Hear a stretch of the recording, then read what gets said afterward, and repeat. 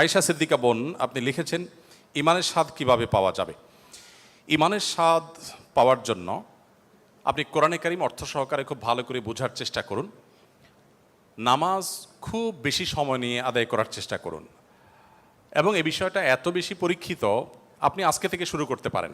আমি আপনাকে দায়িত্ব নিয়ে বলতে পারি, আল্লাহর উপর ভরসা করে, আপনি যদি 2 রাকাত নামাজে নর্মালি 3 মিনিট 3.5-4 মিনিট ব্যয় করেন, আজ থেকে আপনি চেষ্টা করেন 2 রাকাত নামাজে কমপক্ষে 5 থেকে 7 মিনিট ব্যয় করার, আর 4 রাকাত নামাজে 10 থেকে 12-13 মিনিট ব্যয় করার।